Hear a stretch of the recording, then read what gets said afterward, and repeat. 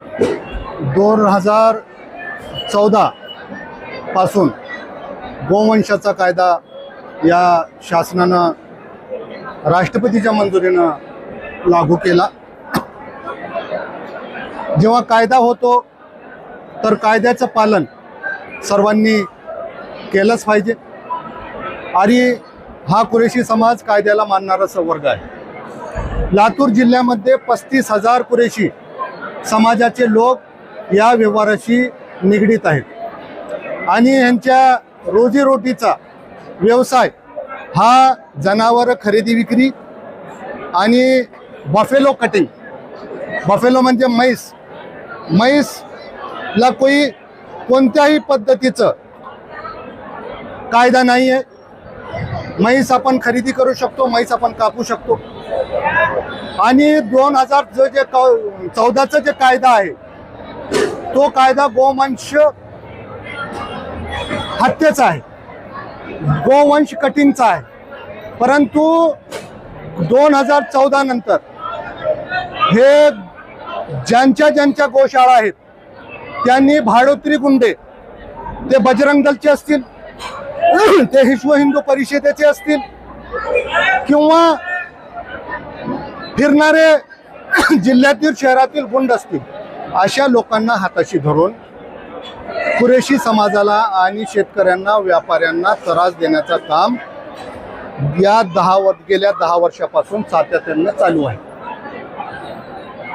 करोडो रुपयाचा माल व्यापाऱ्यांचा, कुरेशींचा आणि शेतकऱ्यांचा या गोशाळेमध्ये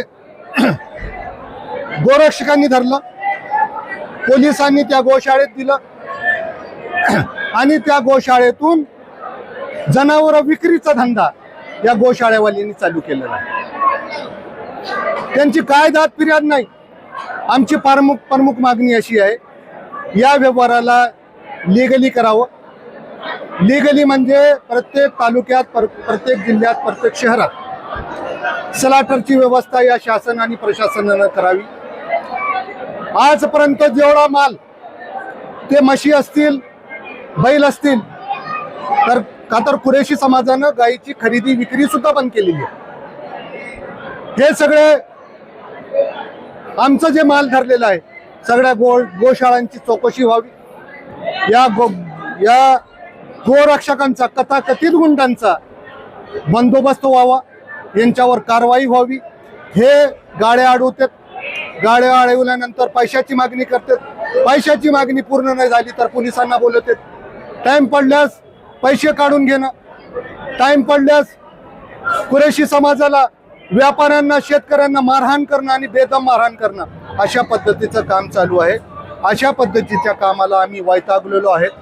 त्यासाठी महाराष्ट्रातील कुरेशी समाजानं चक्क खरेदी, विक्री आणि कटाई हे सगळं बंद करण्याचा निर्णय घेतलेला आहे आणि त्यानुसारच त्या संदर्भात आज लातूर जिल्ह्याची मीटिंग होती आणि पूर्ण लातूर जिल्ह्यात सुद्धा शनिवारपासून, म्हणजे रविवारी हा लास्ट दिवस राहील आणि सोमवारपासून या लातूर जिल्ह्यात पूर्णपणे बेमुदत खरेदी, विक्री आणि कटाई ह्या सर्व बंद राहणार आहे। याचा फटका शेतकऱ्यांना बसणार आहे, याचा फटका व्यापाऱ्यांना बसणार आहे, याचा फटका ट्रान्सपोर्टिंग करनेवाल्या छोट्या गरीब टेम्पो चालकांना बसणार आहे। अशा पद्धतीनं हा आम्ही बंद केलेला हे इफेक्ट या सगळ्यावर होणार आहे। त्यासाठी शासन आणि प्रशासनाला आमची विनंती आहे, या बाबीचा गंभीरपणे विचार करावा आणि याची दखल घ्यावी। बिलकुल एका विशिष्ट समाजाला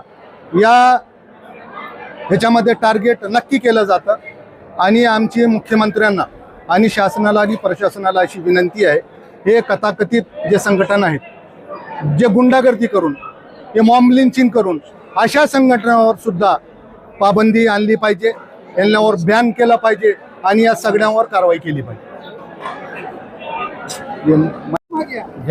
नमस्ते, जमीयतुल कुरैश के सदर हाजी इब्राहिम कुरैशी लातूर, और जो 21 तारीख 7वां महीना 2023 25 बरोज पीर सब कड़ी कोट बंद किया गया है और ये आर पार की लड़ाई है। जो भी होगा आगे देखा जाएगा। क्यों बंद किया है आपने? क्यों बंद है? ये परेशानी बजरंग दल की और जो शेतकरियों को मार धाड़ करने, जानवर पकड़ने लगे और गाड़ी वाले को मार धाड़ करने लगे, ड्राइवर लोगों को मार रहे, पैसे ले रही। कितने दिन बंद रहने वाला है? ये बेमुद्दत बंद है, कड़ी कोट बेमुद्दत बंद है। जब तक हमारा फैसला नहीं होता, जो सरकार नहीं करती, तब तक के बंद होने वाला है। आज लातूर जिले के पूरे प्रदेशों को आपने बुलाए थे, क्या बैठक में इंतजाम हुआ? क्या सभी लोगों को ये किस कहना है कि सब कुरैशी बिरादरी कारोबार धंधे सब कड़ी कोट बंद कर दिए। अच्छा।